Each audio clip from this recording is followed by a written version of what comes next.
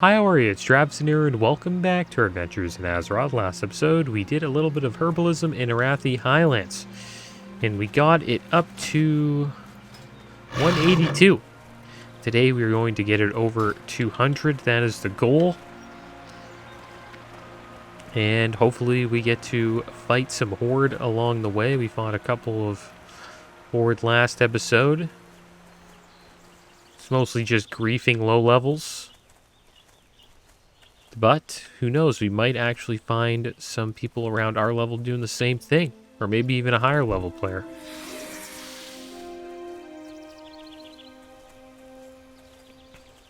But yeah, there's been a lot of talk about Diablo Immortal.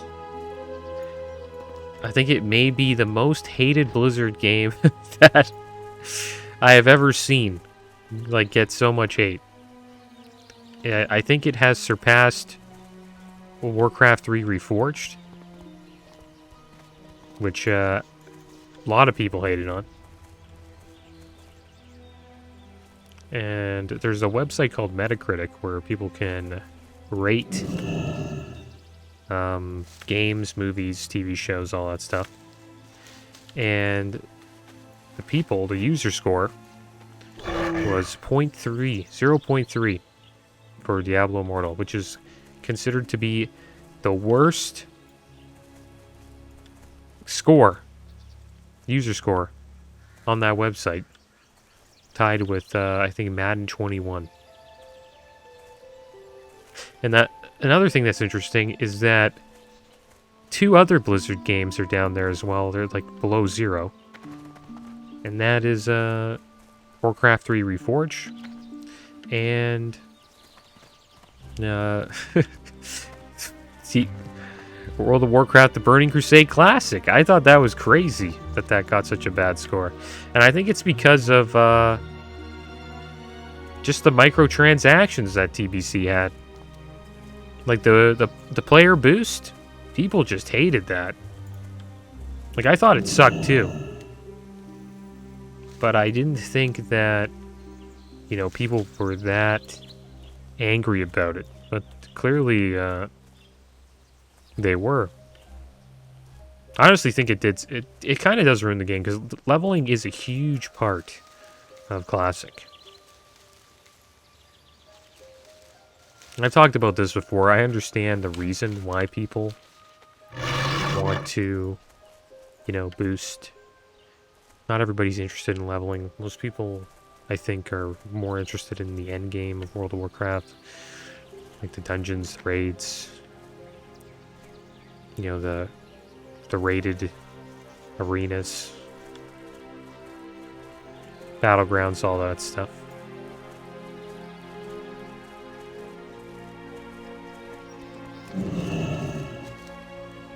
Yeah, we're at 185 now, which is good. I am happy about that. Which means we can now start looting Khadgar's Whiskers. Look at these guys. These little flamers. Little flame dudes. Where's the sun? Is the sun going down here? I don't think so. Maybe this will be our ending spot. We'll end right here.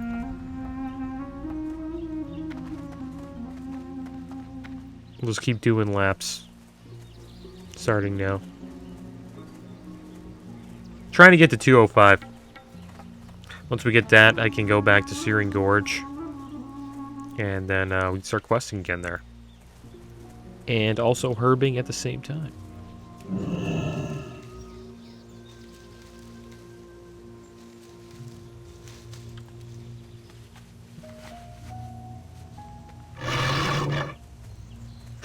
Xbox Game Pass has like this cloud system where you can stream games now. I don't really understand how that works. But I have been interested in the Xbox Game Pass. Kind of reminds me of today's version of renting games. But it's like much better, sort of.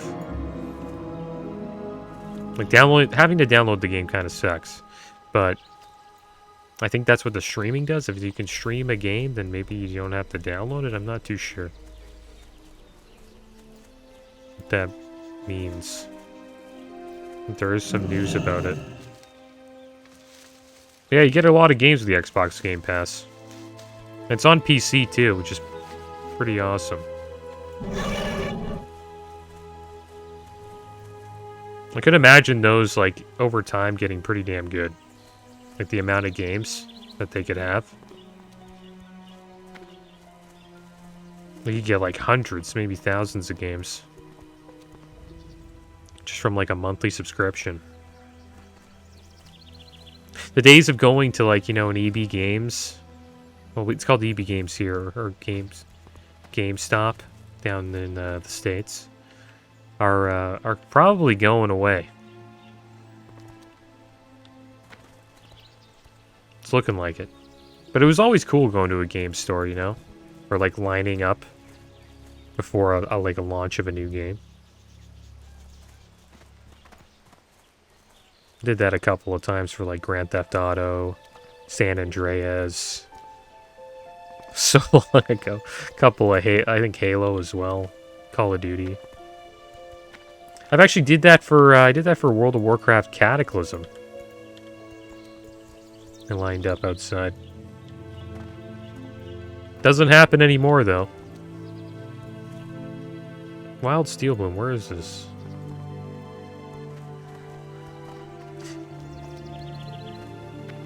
StarCraft 2 was another one that I lined up for. Those were the days. Oh my gosh. For some reason I can't find out where this is. Is it on a higher area? Can't be any higher than this. So it's supposed to be right here. Oh wait. I just seen my cursor turn into the herbalism cursor. Not too sure. Oh, come on. It's got to be, like, right here. How can't I see it? That's one thing about herbalism and classic. It's kind of tough sometimes to see it. I swear it changed. Is it right here? I gotta get off my mount for a second.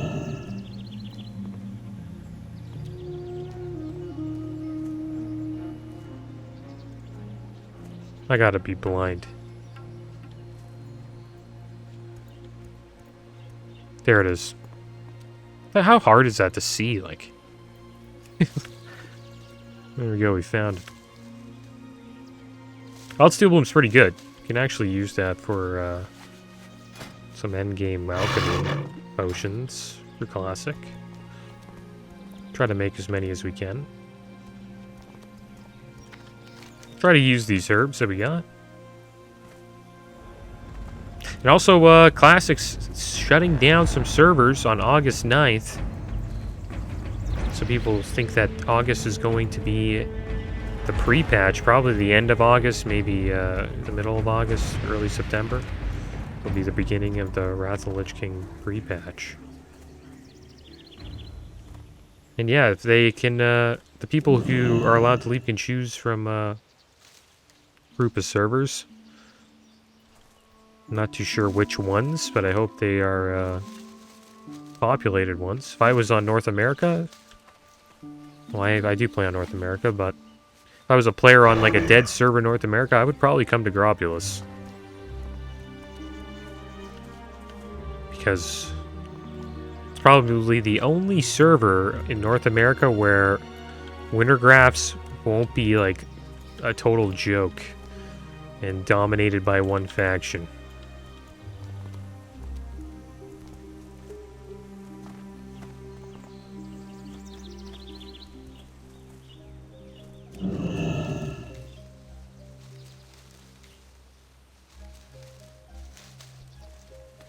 I got 190.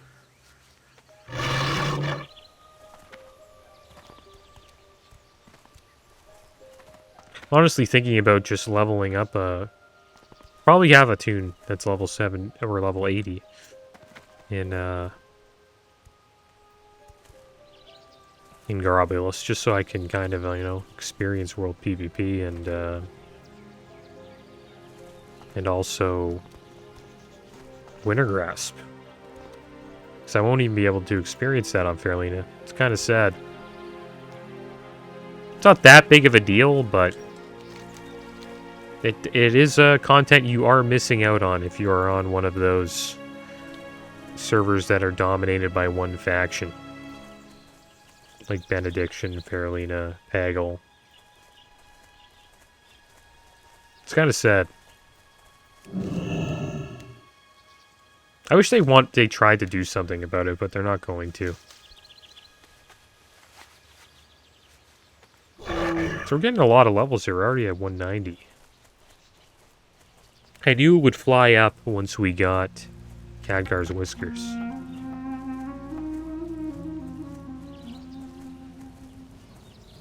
I've also been watching the NBA Finals. It's been pretty good finals.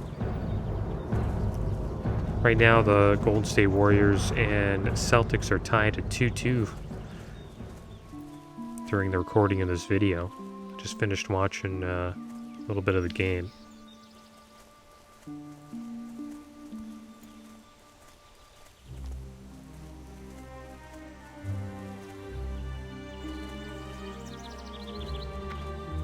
And it's a cool series. One team's like really long, like my Raptors.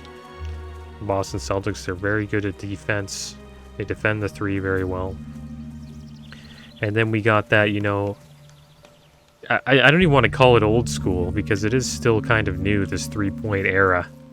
But Steph Curry did bring it to the forefront of the NBA as like a legitimate strategy the team should use.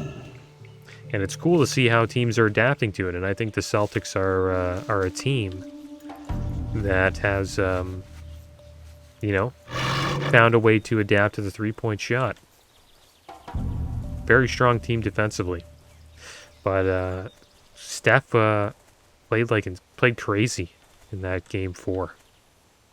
Dropped over 40 points. So if he keeps doing that, then they're going to be tough to beat.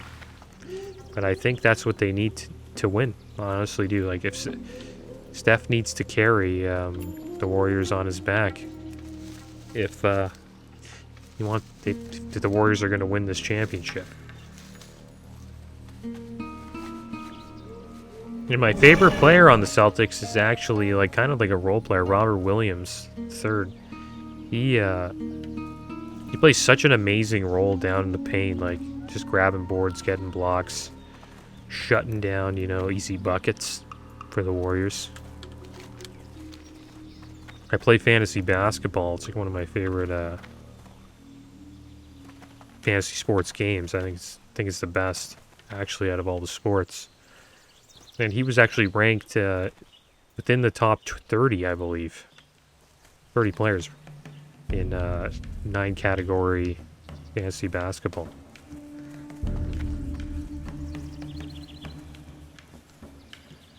And the categories are points, assists, rebounds, blocks, steals, field goal percentage, free throw percentage, turnovers. Make sure I got that right. Points, assists, rebounds, blocks, field goal percentage, free throw percentage, steals, and then there's another one that I'm forgetting.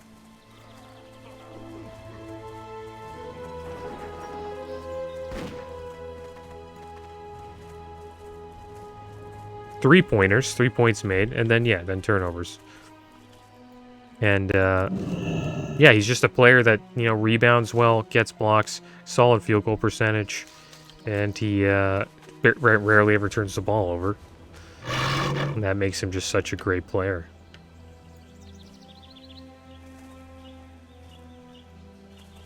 But it doesn't show on the stat sheet, you know what I mean? You don't really see a double-double from him, but just his presence in the paint really helps the Celtics a lot.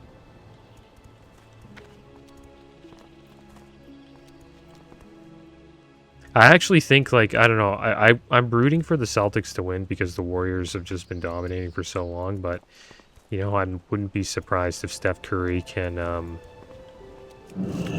pull it off. And I'm rooting for the Celtics to win. And they're in the division, you know, that my Raptors play in. So that's saying a lot.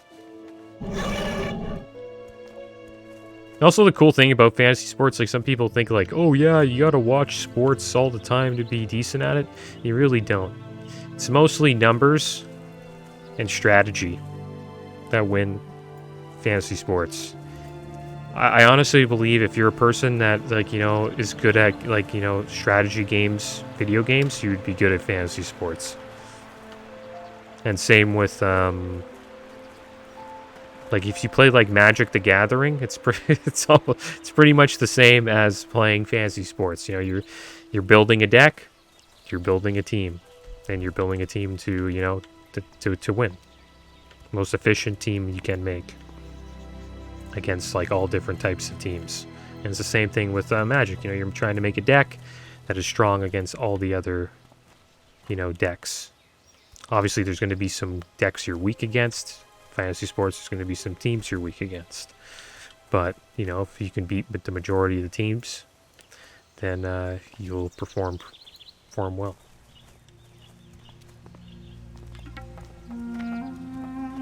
But yeah, that's enough about fantasy sports. But yeah, it's a real sports geek hobby. And the funny thing is, people who think like, oh yeah, I watch sports, man, I'm a huge sports fan, I'll be good at this. It's not true. It's a different game.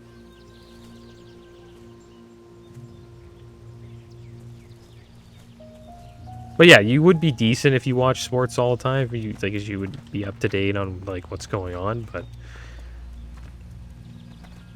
it's more of a strategy game, I think.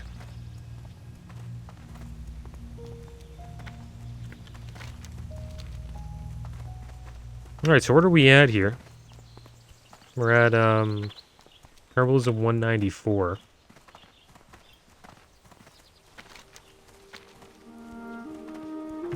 I think I want to get like 11 more levels. That's the plan. We got over here. Faith leaf, nice.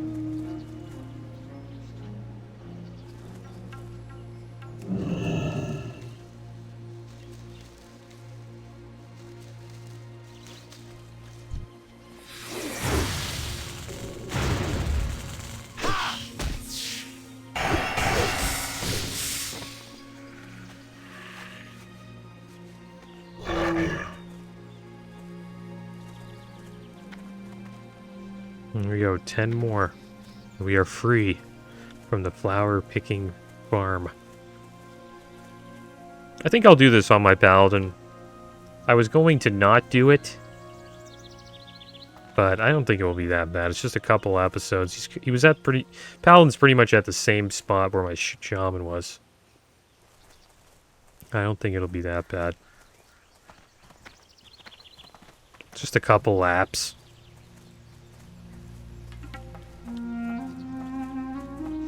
But yeah, I'm excited to get back into Searing Gorge again. Get to potentially get into some other fights. I got my butt kicked by that Warlock. Warlocks are always tough 1v1. They're like probably the best 1v1 class in the game. Warlock's such a good choice as a class too. They're amazing in Wrath. Good in TBC too. And they're also pretty damn good in Classic.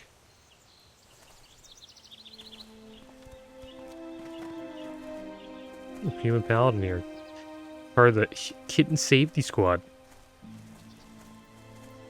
Interesting name for a guild, but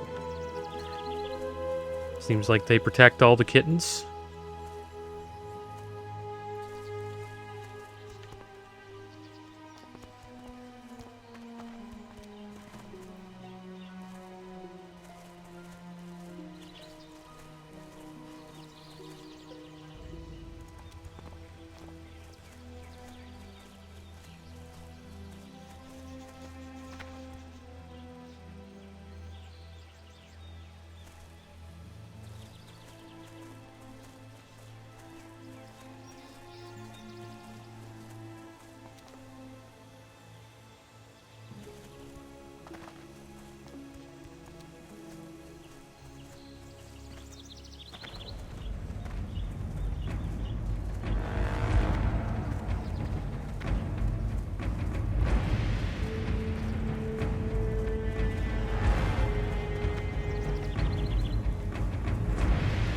Who's this guy?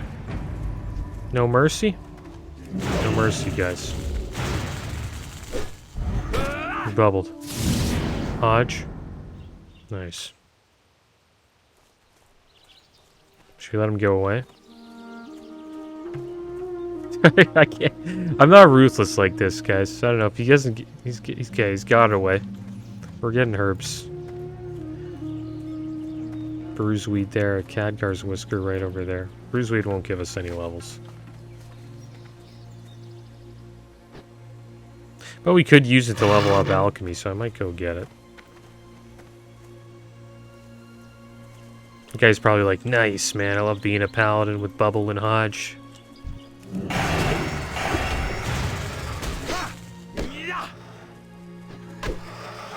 I didn't feel like chasing him down. I'm not going to be that toxic today.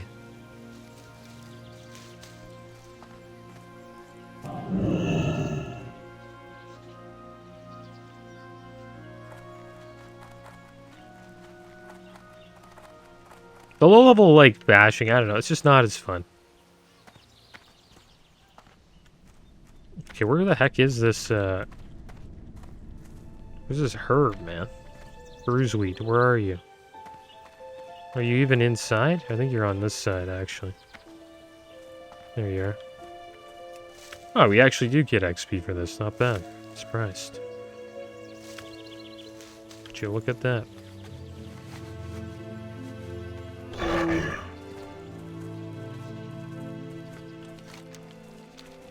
Yeah, shamans hate blood elves, so probably should have chased him down. That's one thing I haven't looked into in a while is the RP element on this server. At the beginning of the Let's Play, I wrote up a story for him and everything that he was like, he had to leave his family behind on Draenor and the ship crashed and he hates blood elves.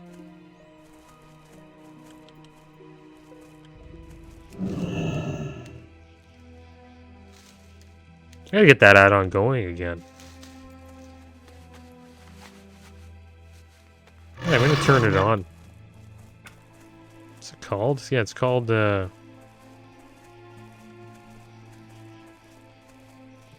get it up next episode. Hopefully I remember. I got a lot of add-ons. I don't use a lot for this Let's Play, though. You don't really need to while you're leveling. The only once you get into, like, raiding is when, like, the add-ons start piling up. Supposedly a lot of guilds are having trouble with Muru, which is the 5th boss in Sunwell Plateau. It's a tough boss. You need to have enough damage to deal with the adds, while also being able to damage Muru. And it's pretty much like a gauntlet, doesn't stop, so your healers will end up running out of mana if you don't, you know, kill them in time. And then at the end, Muru turns into this giant shadow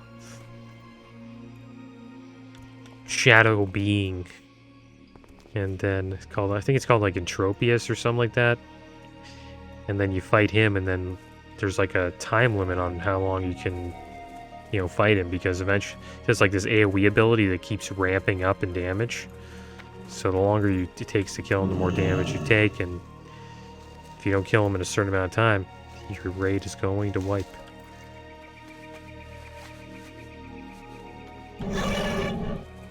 Pretty tough fight. Our guild's finally getting it down. It took us over like 45 attempts, close to 50 attempts to get him down the first time. And one thing I would recommend if you're watching and your guild's actually pressing on him is to get your warlocks to not focus as much on the humanoid ads that run in, and to focus more on, I can't believe I forgot the name the other of that ad,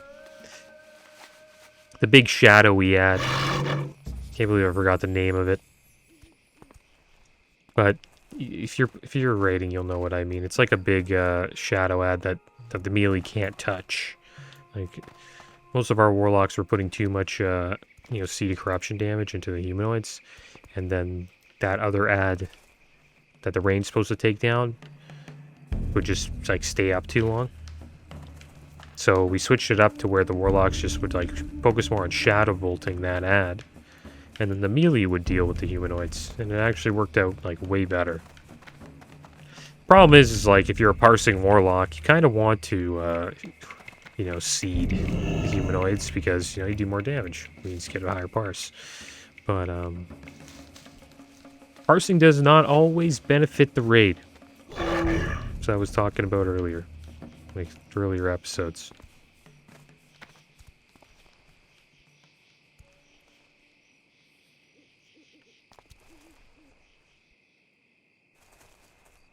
I kind of hate, but like rogues suck at AoE damage.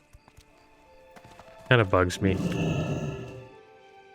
Because it's hard to get invited to raid groups as a rogue. Because I try to get into like GDKPs for old raids like Mount Hyjal. And I never get in because, I just don't do enough AoE damage to the ads. So people would rather have warriors and warlocks instead of rogues like me. Kind of sucks.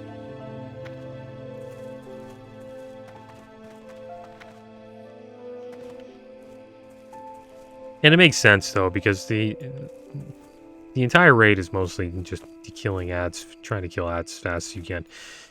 There's around 32 waves of ads. It's pretty brutal. By far the worst raid. Maybe in all of Classic. I think it's up there. That raid sucks. Like, it's easy, but it sucks. Like, you have to, like, waiting for waves is so... It sucks. Especially 32. It's not like you can try to speed it up in any way. You can't. You just gotta wait.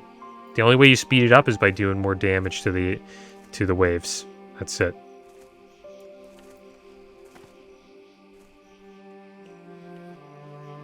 It's one raid I won't miss. I'm going to actually enjoy doing Nax again in Wrath. I think all the Wrath raids I'm going to enjoy, even TOC. I assume TOC would probably be the worst one. Like, Nax is a good raid. I don't know what it's like for... in Wrath, it's a little bit easier than in Nax Classic. Like, the 40-man Nax is much... Like, I don't know. Supposedly, 40-man Nax in Classic is easier than, like, 25-man or 10-man Nax in Wrath. But I still like that raid. It's a cool raid. Oh, look, it's Barbeam. What's he doing? Hey. What are you doing? Okay.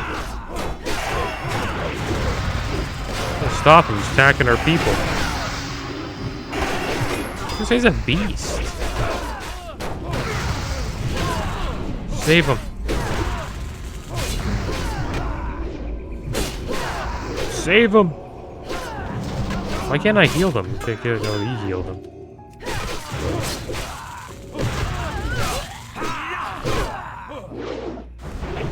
That's right, we saved the day.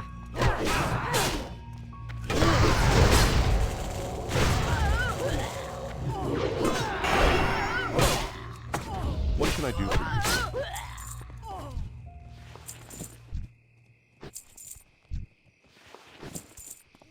That's right, don't mess with the Strom God.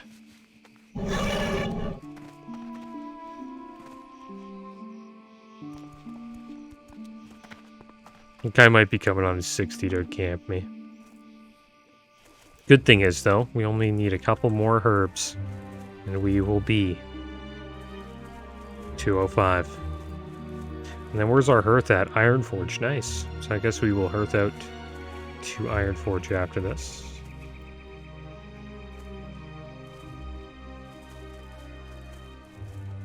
Maybe I should have took a picture with those Stromguard dudes.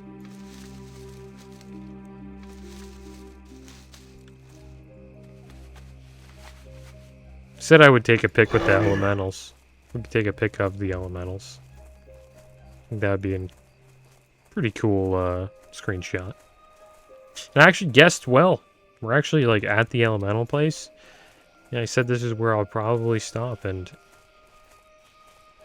seems like that might be the case.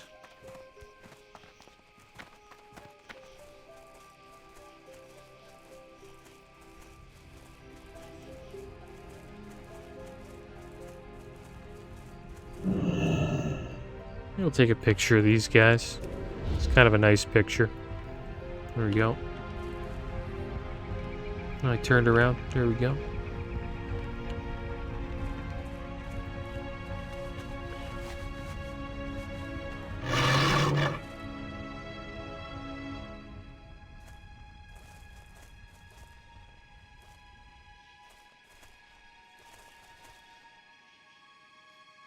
So I don't know if you guys watch so this guy named Jimmy Fallon, and he was at a Rangers game, and like people like, you know, he got on the big screen, and Jimmy Fallon's like a late night show host. And he was probably the worst chug I've ever seen in my life. He has a beer and a hot dog with him, you know, he's at the game, and he just like dunks his hot dog in the beer, starts just stuffing his face with it. It goes everywhere. And then he chugs the beer and he just pours it all over himself. like I swear, his shirt drank more beer than him. It was by far the worst chug I've ever seen. You gotta take your time with the chug, you know what I mean? You gotta start slow and then it picks up.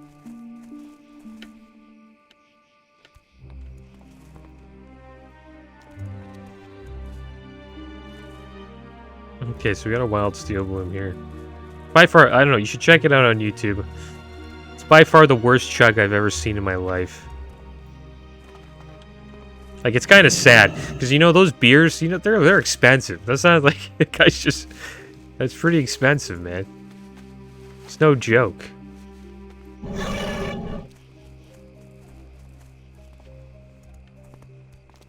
Like, the game, like, in Toronto, like, buying a beer at a game, it's like $10. It's a ripoff. Like, they're literally, like, making 5x returns on those beers. Like, it's fucking greed times a million. Like, I don't understand it. And people are just like, yeah, you know what, I'll pay. There should be, honestly, pitchforks out in front of the stadium when stuff costs that much. That's just so scummy, like. And I'm telling you, you go to Jays games in Toronto, we got the worst hot dogs in probably Major League sports. Our hot dogs suck. Like, I don't know. The food's not bad though. Some food's not bad. Like the pizza from Pizza Nova's not bad. And there's some other like alright food. But the hot dogs, brutal. You're better off getting street meat outside than getting a hot dog inside the game.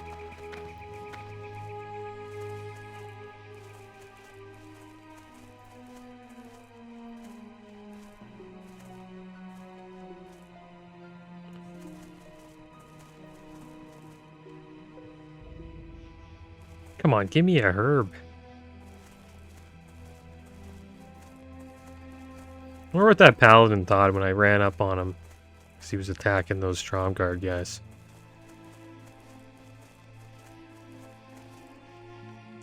I'd be kind of pissed. I wonder if that's a quest. I think that's a quest.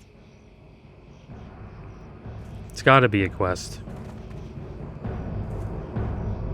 I think it is. I think they drop like a letter you want to pick up. Oh, what's this over here? It's kind of close to the camp here. We gotta watch over these 50, oh, they're only level 50? I didn't know that. It's not that bad. There we go. We're gonna get a level from this, then we just need one more.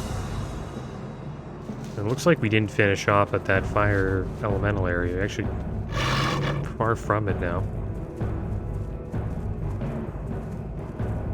Oh, Goldthorn. This is going to be it to finish it off. Got a bunch of coal bolts around here, though. I think we're okay. Alright, guys, so there we go. Got the Goldthorn. Time for us to hearth out of here.